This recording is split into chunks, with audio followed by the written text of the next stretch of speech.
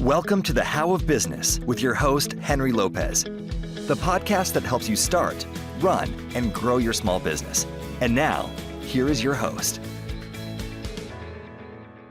Welcome to the How of Business. This is Henry Lopez, and welcome back to the show. My longtime co-host, the OG co-host, David Begin.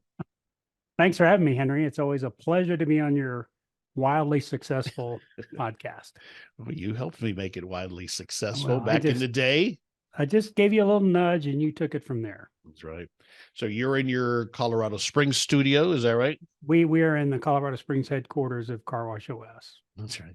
And I'm in my Florida studios. So that's where we are today.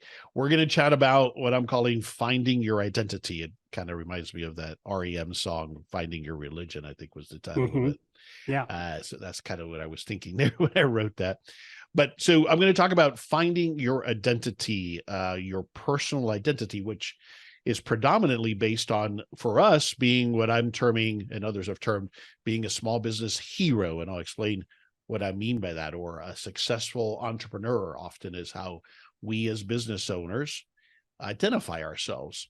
And so this is actually can hold you back, though, while you own the business. And certainly David's going to share some experiences of how he was challenged with it after he sold his highly successful business. So we're going to share our experiences and tips and ideas, and then I'll have for you some specific actions that you can take to help you perhaps evolve your identity. It's not all bad that your identity might be wrapped around being a business owner, because certainly, you know, we all know the sacrifice, the commitment that it takes to be successful in business. So it's understandable. So that's what we're going to try to unpack today. If you want to get more information about the How of Business podcast, including the show notes page for this episode, where I'm going to have a lot of the detail on the how to perhaps evolve your identity, go to the show notes page for this episode. On my website, you can also find information on my one-on-one and group coaching programs. And so all of that is at thehowofbusiness.com. I also encourage you to subscribe wherever you're listening to this episode so that you don't miss any of my future episodes. So with all of that said, David Begin, welcome back to the show. Well, thanks for having me, Henry. I always appreciate being on it. All right, so let's get right into it. Personal identity. So the definition that I kind of found and cobbled together is a person's identity refers to the way they understand themselves and their position in the world. It can encompass a wide range of elements that contribute to who a person is or who they think they are, including personal characteristics, values, beliefs, experiences, roles, like our role as a business owner, and affiliations that we may have. So these are both internally constructed, which reflect our self-conception, our story that we've told ourselves, or that, you know, somebody helped tell us when we were younger, and external influences. So society, culture, interactions, and relationships. So big definition, but that, just to kind of level set and be on the same page, that's the definition of personal identity. Anything that you would add to that? No, I would definitely agree with that. I think it's interesting. I think our society has broken up into more micro identities, because now we used to identify, oh, are you a Canadian or American, right? That was pretty much about, I'm sure there's more than that, but, there were more broad brush identities that we had. And it seems like in the last 10 or 15 years, we've kind of identified ourselves in more of a micro tribe group. And I think social media helps with that, or hurts that. But yeah, it fuels that, certainly. Yeah, absolutely. So yeah, that's it. You know, if we look at the components, when I was kind of doing some research and thinking about this is a topic I've been given, well, we've talked about quite often, and we've even touched on it on this show. But as I was kind of doing the research and really thinking about this, you can again break up identity into different components: the personal component, social, cultural, which you just talked about as well, professional. So, you know, you and I were in sales for a long time, and that became our identity when we were in the corporate world, right? That was right. When somebody asked us, who are you? What do you do? We led with that typically. Right. I agree. And now as business owners, we lead with that as well, right? Yeah. And that's something we've always done in business is, what do you do? That's not who are you as a person, what do you do? And that obviously becomes a big part of our identity. And that's with the work culture that you and I grew up in, that was very accepted. Talk about, what do you do? I think the younger generation now has done a better job of not making that a big part of their identity. Agreed. I think that's one of the reasons, and we've talked about that often on this show, is why there's a generational gap between us older guys and younger generations. And as I've said often, they figured it out, right? They saw the example that we gave of being totally married or consumed by our jobs or our businesses, and they have seen the results of that, right? I'm generalizing. Right. And they're like, no, I don't think I want to do it quite. I don't think I want to sacrifice quite to that level. We then interpret that as, oh, these younger people don't have quite the work ethic, but I don't think that's quite the case necessarily. Yeah, I also think they're influenced. They get different influences. So there are influences on social media. There are people that can make money on social media, riding around in a van their whole life and living the van life for 2 or 3 years. And they're able to make a living at it because, they're good at what they do and they're good influencers. And people are now influenced by those folks that are traveling or living in vans or putting their job in skiing for full time or whatever it is. I think there's those influences where when you and I grew up, we didn't have any of those influences. That's right. All right. So occupational identity is specifically the type of identity that I want to focus here on our conversation. And I labeled it the business owner hero.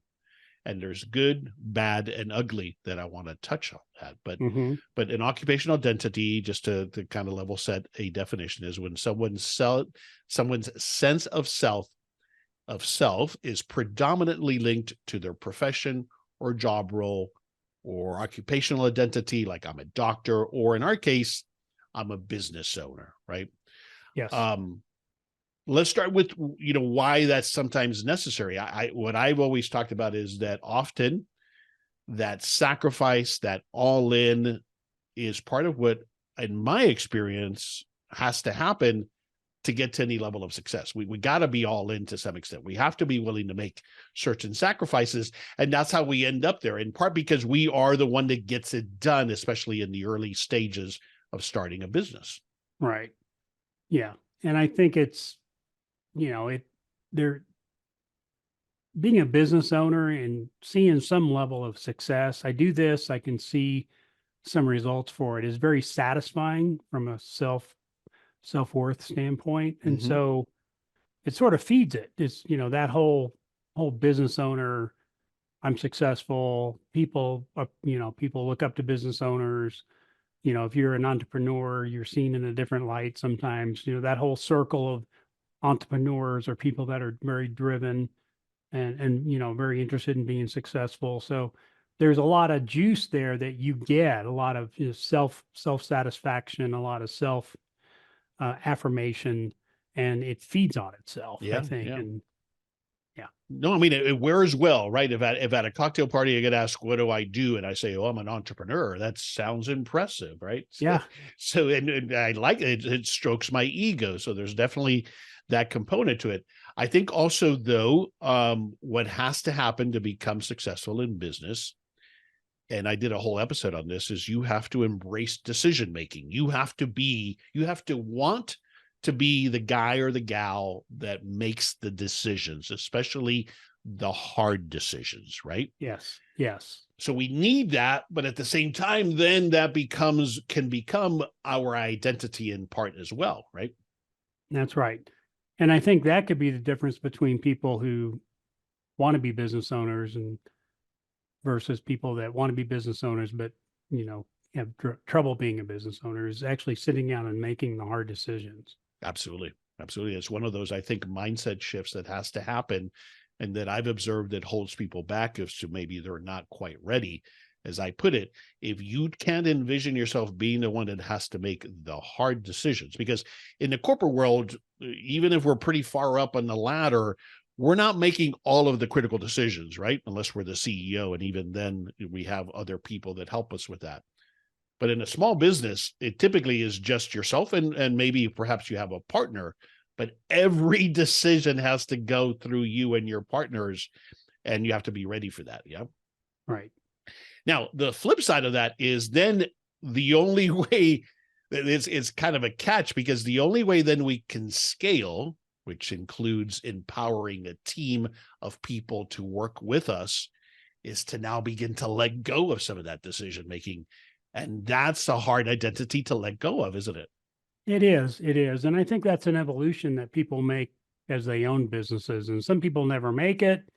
Some people make it earlier. Some people make it later. I think I made that transition later in my business career, where in spending a lot of time with, entrepreneurial groups like Dan Sullivan, learning that 80% is okay. And right. if you can get somebody to do 80% of what you do, then that's a big win. Because the problem is, when you say, oh, nobody else can do it but me, because I'm the best at it, you're exactly right. You are That's the right. best at it.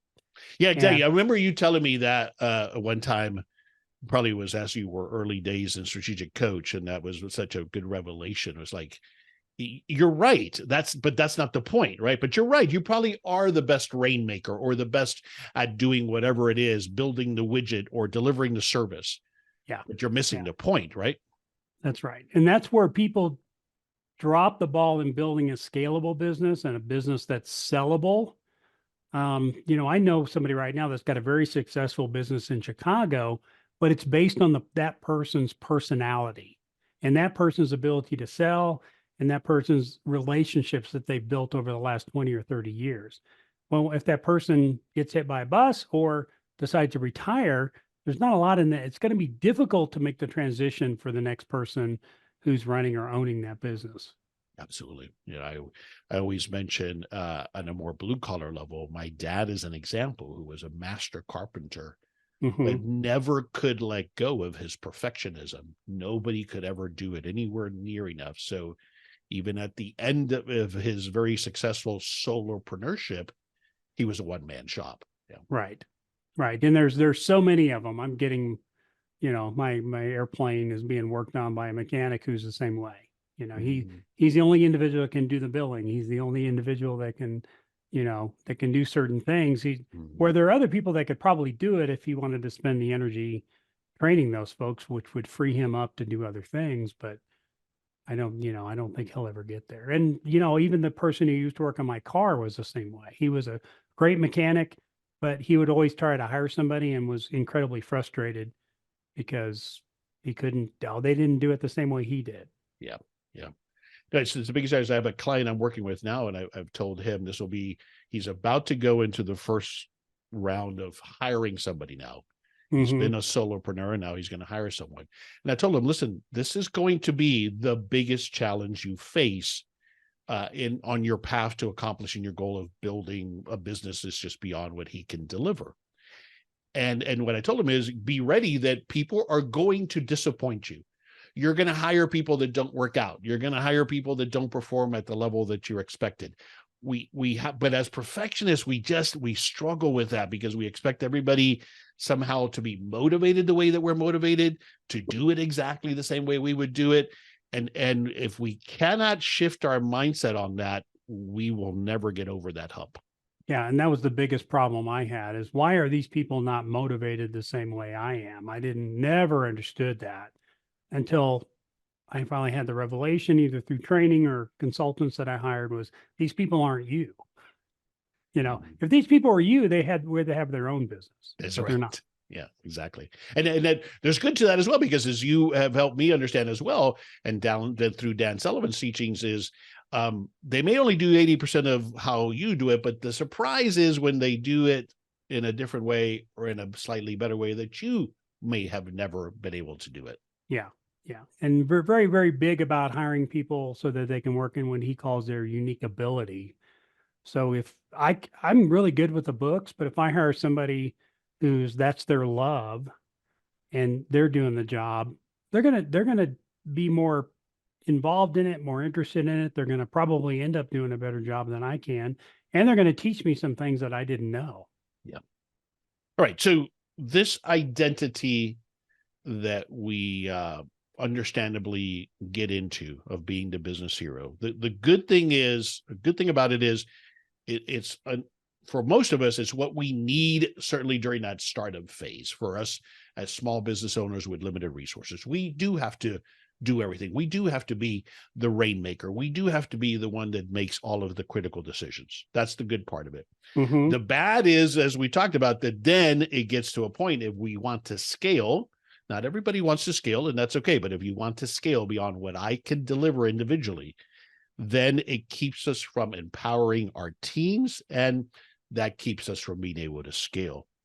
And the ugly is that you might never let go of that, or not let go of it soon enough. And then even when you exit your business, when you eventually do, then you're lost as to who the heck am I? Yes. Yeah. And I think the further you go down that rabbit hole, the worse it is. Because I saw a lot of success as a business owner. I was, well regarded in the community. My banks loved me. They would always, let me go to the football games or wherever they had tickets to.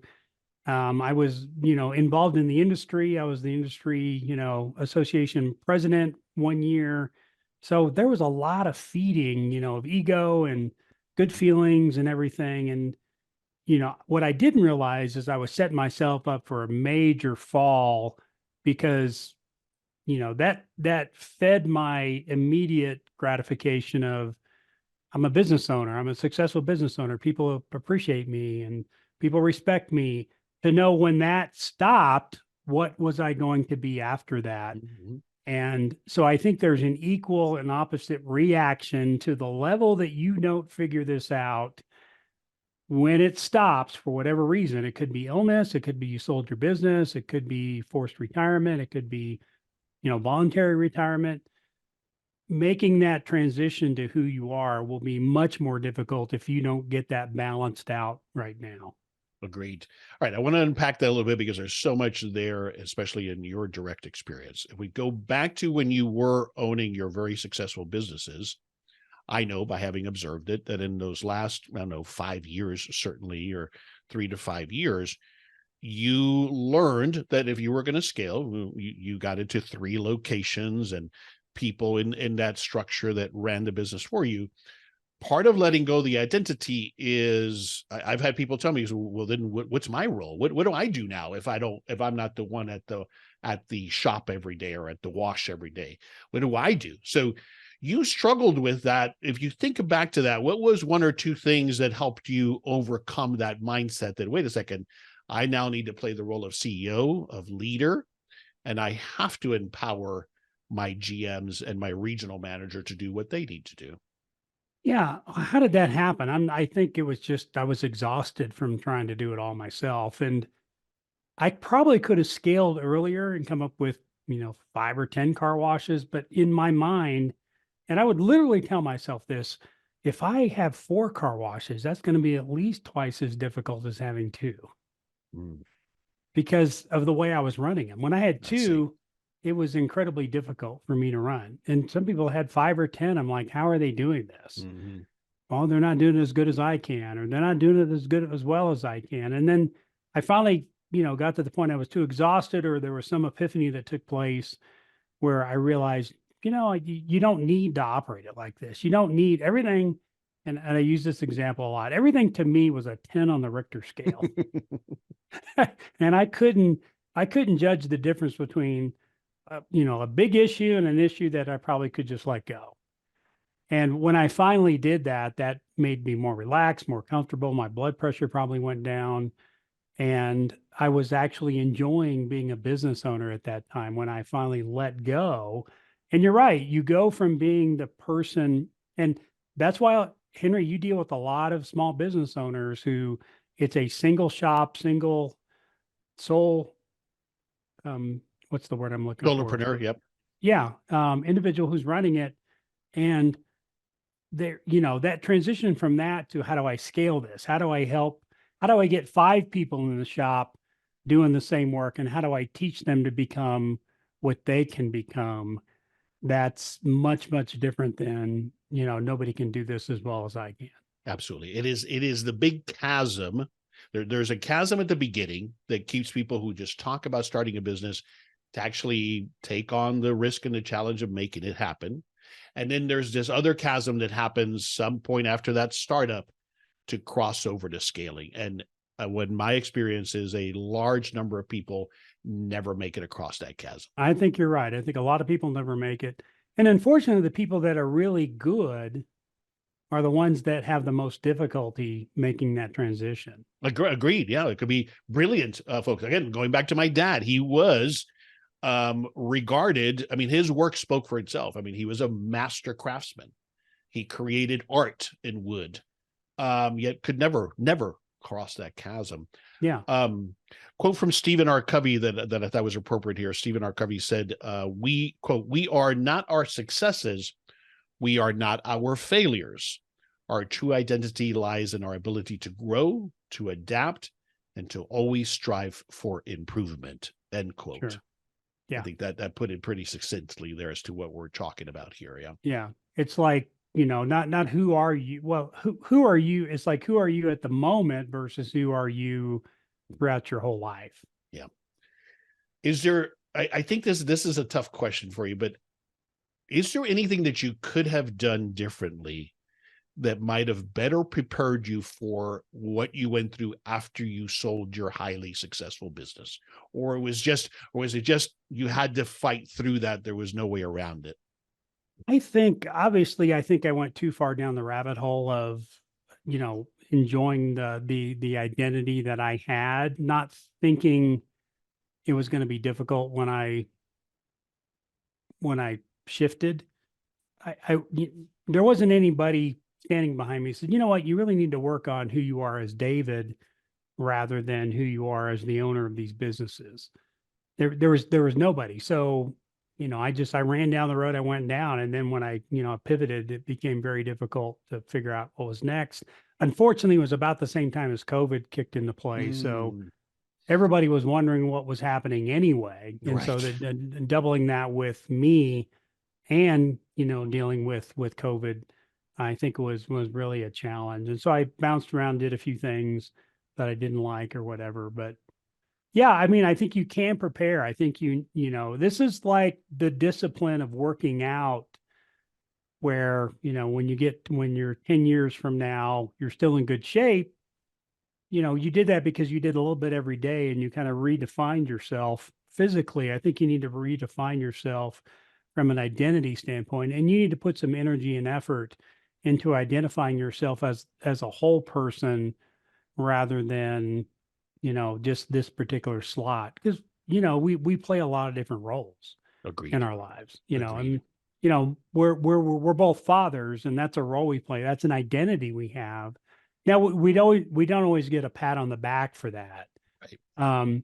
And so it didn't feed that, right? So you don't really focus on the fact that you and I raised great kids and they're doing well. And you don't think about that because you don't get the kudos like you get right. when you're in business and you're seeing success in your business.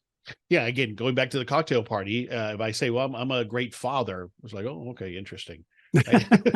Nobody wants to talk anymore about that. Like, oh, okay, you're arrogant. Great. So yeah, no, that's well said. Well said. Yeah. Yeah. So I always said, and I haven't done this, that I wished I could have, but I said, you know what? I don't want to be known as David, the car wash owner. I just wanted to be known as David. Exactly. In all of the multifaceted roles that you play in your life. Yeah. Yeah. Having been a successful and still a successful entrepreneur is part of that, but it's only a part of who you are. Yeah. Yeah. And I did go through that exercise with Julia Waller from Strategic Coach, which was a unique ability workshop. It's a one-on-one workshop for a whole day, which is really cool. But it actually says, what are you really good at? And the one thing I've identified that I've kind of seen a pattern with throughout my career is, how do you make things better? So I'm a person that really likes to take something and say, how can we make this better? How can we optimize this? How can we fix this? And if I look at, any boards I've been on, any businesses I've been in, helping around the house, trying to fix things, how can we make things better? It's kind of always been my mantra. So if I kind of make that my identity, right, as opposed to, this is what I, make money at, then I think it starts bringing you back to, who are you as an individual? Who are you, Henry, as an individual? What do you like to do? And it takes away the particular job you have right now. Absolutely. And so I love the way you put that, because I like to make things better. The way that our mind has been wired, I would say, and then make a business out of that, right? But it Yeah. can be the way I make things better at my home, in my relationships, in my community, micro or macro. That can be applied to all of the components of your life. Right. Right. And so that's something that's more of an identity as Dave. Here's a characteristic of me, and here's how I've applied that characteristic in different facets of my life. Yeah. Okay. So if you're listening and this has been resonating with you, and hopefully it is, it's because, again, you probably see yourself either in this place or heading that way. And again, it's very natural, very normal. Again, there's benefits to it. But the good news, as we've alluded to, is that you can change your identity, or better said, is you can evolve your identity. And that's the good news. Yeah. And I think you can better identify your identity. What do you mean there? Use that word is who are you as an individual, and what are some of the core values you have Okay. As an individual? In other words, your true identity, as opposed to that hero costume that you might be wearing as the successful entrepreneur. Yeah. Is what are the attributes of you that makes you the business hero? Because that can apply whether you've got the business or you don't have the business. Exactly, like we just talked about with you, with wanting to improve things. Right. Yeah. All right, so let's talk about it. We're not going to go into a lot of detail. I'm going to have the whole list of, I've got a list of 8 things to consider as you're evolving or identifying what is your identity, however you might want to look at it. But another quote that I made a note of is from Tim Ferriss on this topic. And the quote is this from Tim Ferriss, quote, "The question you should be asking isn't what do I want, or what are my goals, but what would excite me? Remember that your identity is not locked in. It's fluid. You can redefine yourself as many times as there are stars in the sky," end quote. So I think that was appropriate here, in that we can redefine ourselves. We can reinvent ourselves. That's a fantastic thing that we have as an option in our lives. Yeah. And if you're looking to accomplish some big goals, whether they're business goals or personal goals, or, you want to run a marathon or half a marathon, or, ride a century with your bike, that's an example of, those things, as far as, you can change your identity. And if you read James Clear's book, Atomic Habits, he talks about one of the best ways to accomplish goals is to take on the identity of the person that you want to be. So if you want to ride a century in your bike, if you took on the identity of a cyclist, so what does a good, avid cyclist do?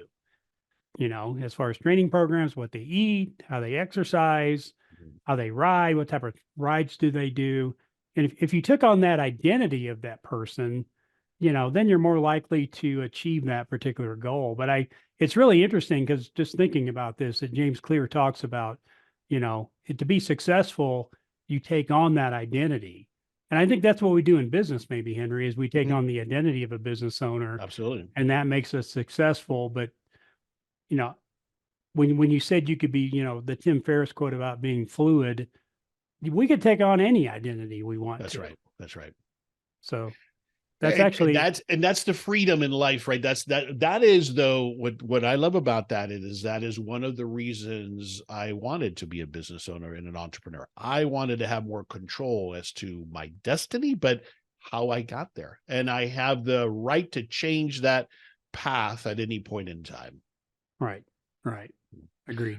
Okay, so let's talk about a few of these things. First is what, we've first and foremost, as it is with a lot of these types of things, is acknowledging that you have a need and a desire to redefine or evolve your personal identity. It has to start there. You have to become conscious of this before you can do anything else, right? Yeah. And I think if you're a business owner, you've really got to take a hard look at yourself and say, do I get most of my kudos and most of my juice out of being a business owner?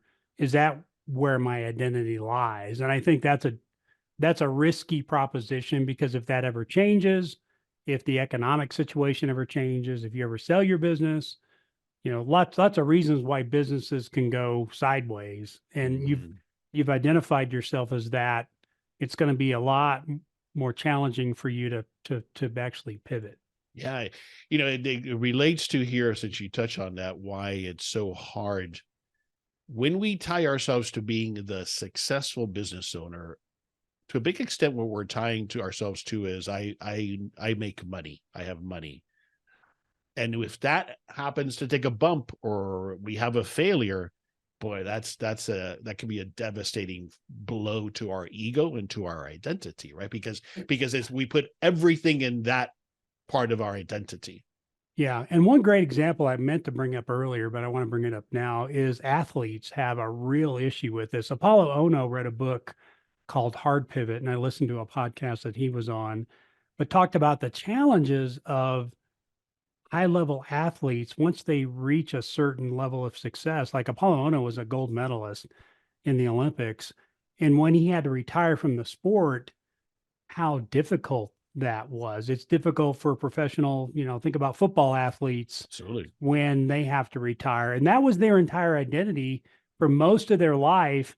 And it is gone in a heartbeat. Yeah, and just the average NFL career is like 3 to 5 years or something like that. Yeah. I mean, if you get a guy in his late 20, early 30s who's playing, I mean, that's an old man playing football. But these people have spent their whole life, they've invested everything. If you're going to be an Olympic athlete, we got the Olympic Training Center here in Colorado Springs, and I remember taking a tour of it, and we saw Apollo Ono was training on the sidewalks.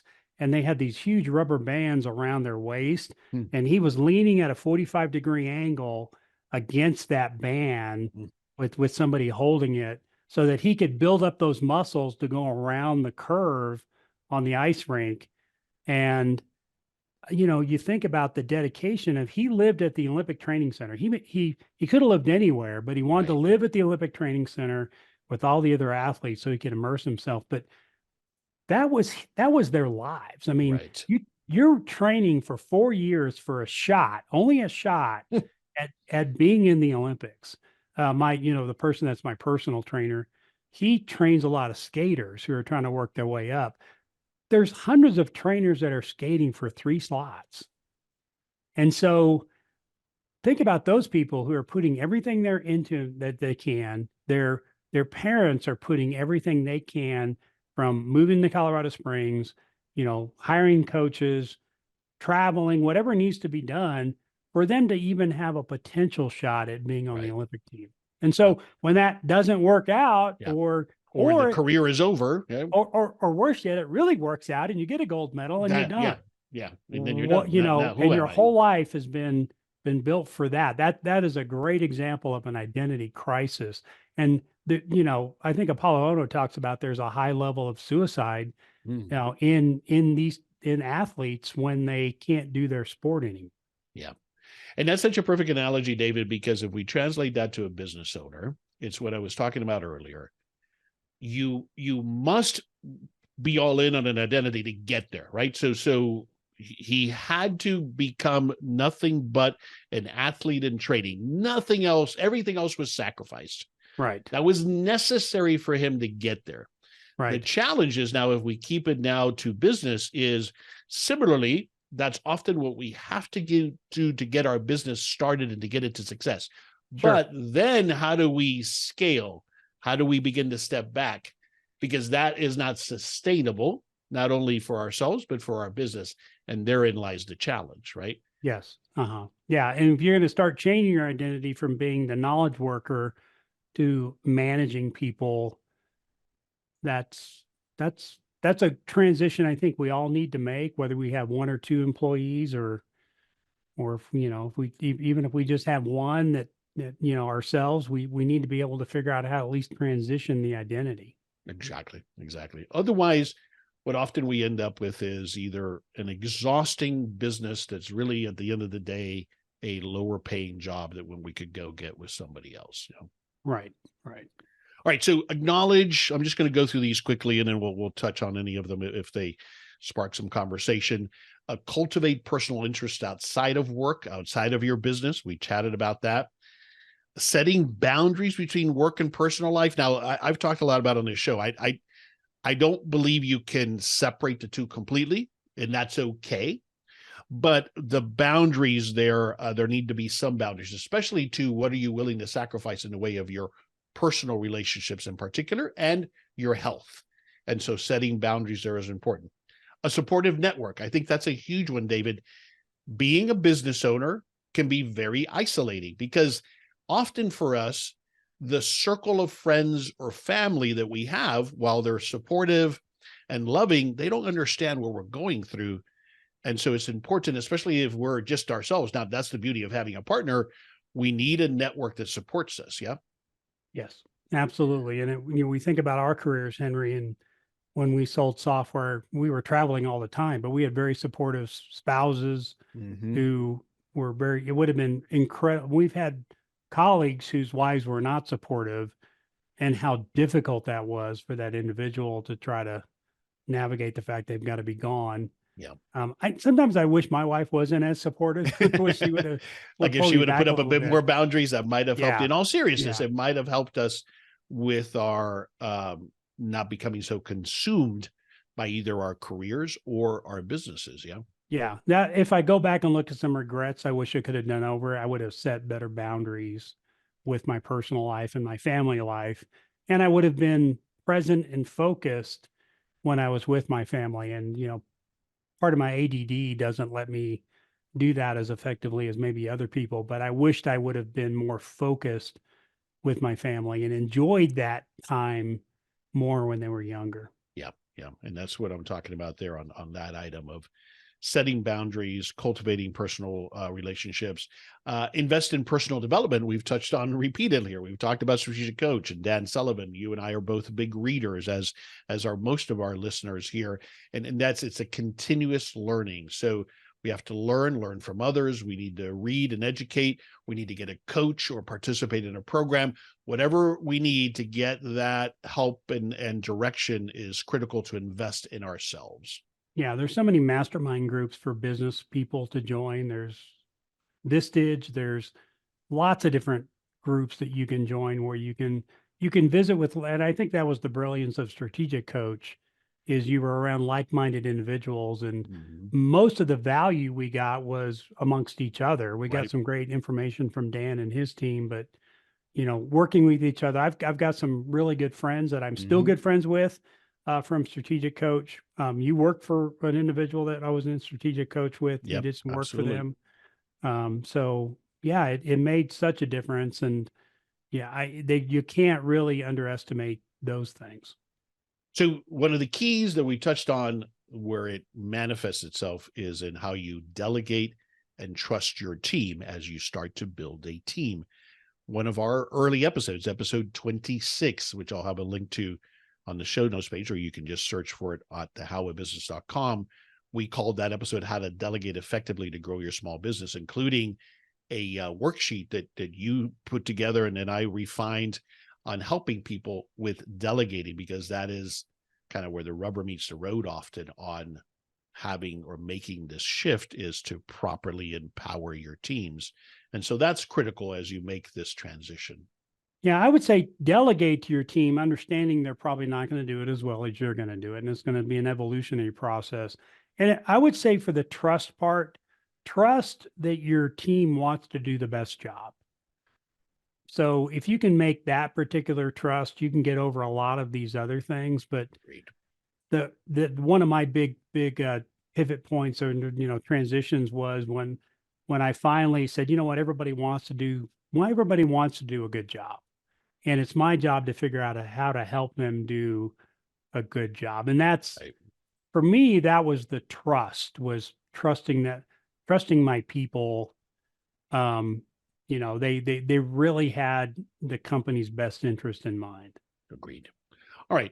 So you can find the detail if you want more of that and go through all 8 steps, go to the show notes page for this episode at thehowofbusiness.com.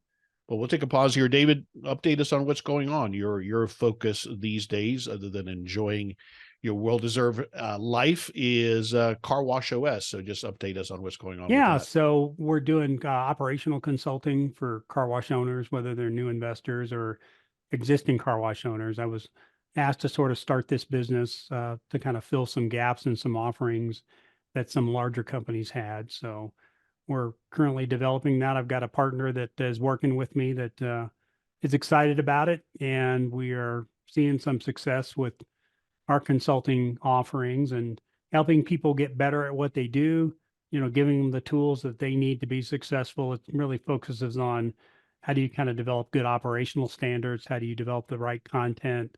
How do you train and reinforce what you want to do in your business? And, this could be, transferable to lots of different businesses, but Mhm. we've just focused on the car wash business. Yeah, I mean, obviously that's one of the areas where you have incredible expertise. You are going to be with Car Wash OS at a booth at the upcoming big annual show of the industry, right? Yeah, we've got a couple shows. We've got the Southwest Regional Show at the end of the month for February 27th through March 1st. And then the large International Car Wash Association, their show is, I'm looking at my calendar. Here it is, May 13th through 15th in Nashville. So it's going to be in Nashville this year. One of the reasons I bring that up, not only because people should come and visit you if they're there, but we're talking about on these what to do, the being able to get with a network of other people or to leverage others that are doing the same thing. One of the things that I found as I went into the car wash business with you is this incredible system and network and this independent national, international organization that's there as a resource, which you do not find in a lot of other industries. So it's a really, if you're thinking about investing or being part of the car wash industry, I think attending one of these shows is a brilliant opportunity to learn and network. Yeah, definitely. You can learn a lot and get exposed to it and have a better understanding. I think the car wash industry was very much an independent investor, Mm-hmm. industry for years. It's evolved in the last 5 to 10 years. There's a lot more private equity entering the market, but it was very much a individual owning, 1 or 5 car washes. If you had 10 car washes, you were a giant in the industry. And now some of these people own hundreds of car washes. Yeah, starting to get more But consolidated. Still mostly fragmented, but starting to be more consolidated. very Yeah. much so. But it kind of has that feel, right, where people are Yes, willing to help. exactly. You can talk to folks. And You willing can to become share. friends with somebody who owns a car wash in the town you live in. So Yeah. it still has very much that feel, and I loved it. I loved being a part of it. Yeah, it exists in some other industries. So my encouragement to those listeners, regardless of what industry you're in or getting into, look to see if there are organizations like that you can participate in. Don't allow yourself to stay isolated. Network with other business owners is very powerful. Exactly. Right. As for myself, obviously the big thing I encourage people to do if they think I might be able to help them is I invite you to schedule a free coaching consultation with me. There's no obligation. We'll spend a little bit of time on the phone, get to know each other, understand what it is you're trying to accomplish, whether it's getting launched, starting your first business, or growing an existing business.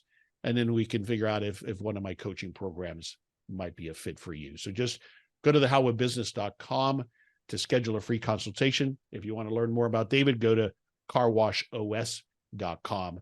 And I'll have a link for that as well on the show notes page. Yeah, and if you're in LinkedIn, we're trying to build our LinkedIn community. So Follow find me on David LinkedIn on and say LinkedIn, you heard yeah. the podcast. I'd appreciate it. That'd be a great feeling for me if you heard the podcast. If you can join, we can connect on LinkedIn. That would be fun. David Begin, Begin. I don't think there's too many David Begins, so it should be pretty easy to there's actually find a you. few. Are there on LinkedIn as well? I think so. Yeah. There was actually a guy I worked with when we did sales training. If you remember, there was an individual in Canada, and he had the same name I did. Really? Yeah. And interesting that your mom lives in Canada, right? So that's my grandmother and my granddad were from Canada. Yeah, So there's a lot of Begins. Okay. Yeah. Got it. Anyway, you'll find Canada. David. Otherwise, go to the show notes page. You'll find a link to his information. We touched on various books. We mentioned Dan Sullivan's Strategic Coach. You mentioned Atomic Habits, which I haven't read yet, but is on my list. Apollo Ono. Apollo Ono, you mentioned him as another resource or somebody to learn from his book. The book I'm reading right now is Never Split the Difference, Negotiating as If Your Life Depended on It, by Chris Voss. Yeah. Have you read that? Yeah. I've got it. I don't know if I've gotten very far. That's my challenge too. I'm trying to do better this year of actually reading the books as opposed to just reviewing them. I feel good when I buy books, but then I got to get to the point I'm actually love reading buying them, books. so. My wife looks at me as like, as I look over here, I'm looking at my stack of books. That's just this stack of books, by the way. And I read multiple books at the same time, which is fine. But anyway, that's tough. Yeah. What else would you recommend as a book that you've either read recently or that you would recommend? Yeah, the one I'm reading right now is by a doctor called Peter Attia, called Longevity, and he talks about some of the things we need to think about in order to live a long, healthy life. He's not just a fan of living a long life, but he's a fan of living a healthy life. And so he talks about medicine 3.0. And that's what he's focused on is, not just fixing the problems, but how do we set ourselves up for success long-term to live a healthy life. He's got a great podcast called The Drive, which I enjoy. And, he really interviews he's one of these podcasters that goes 1.5 to 3 hours. Like Ferris. Yeah. So, he's kind of a long form content individual, but it's some really good stuff. And I really enjoyed it. Excellent. Thanks for the recommendation. I'll have links to all of that on the show notes page at thehowofbusiness.com. All right, we'll wrap it up. We always wrap it up with what are the key takeaways. So let me just kind of rattle these off and then I'll get your thoughts. Your identity is based predominantly, if it is particular, based predominantly on your business accomplishments or failures. That's not a healthy thing. That's not a full developed or full realized identity. It might be what you needed to do to get you there, as it is for a lot of us. But if you've listened this far, is because a lot of this resonated with you. And the good news is that you can evolve it. You can change or redefine your identity. Or as David said, identify what your identity really it is. What is it? And then focus on that. It starts by acknowledging that you've got a challenge here and accepting and having a desire and a need. You have to want to and need to make something change. It's not easy. It will not be easy, but you can do it. And we many of us do it and have to do it. Get help along the way, whether it's something that you read or a coach like myself or whomever else you might have, a network of people, all of that is critical to helping you make that transition to evolving your identity. If you don't, one of the negatives is not only will you suffer personally, we can speak to that from experience, but it'll be almost impossible for you to scale your business. Thoughts on closing, David? Yeah, as you're saying that, I'm just thinking, don't make your identity one-dimensional. You need to have a multi-dimensional identity in order to be healthy. And like we've talked about, if you need to dedicate some time and make it predominantly one identity, that's fine. There's a lot of risk to that. And if you don't pivot that relatively soon in your life, you're going to always identify with a one-dimensional identity. And when that changes, it's going to be difficult for you to kind of get up off the ground and figure it out. So really make your identity multi-dimensional. Well said. This is Henry Lopez. Thanks for joining me on this episode of The How of Business. My co-host is David Begin. I release new episodes every Monday morning. You can find the show anywhere you listen to podcasts, including the How of Business YouTube channel, my website, thehowofbusiness.com, or anywhere that you listen to podcasts. Thanks again for listening.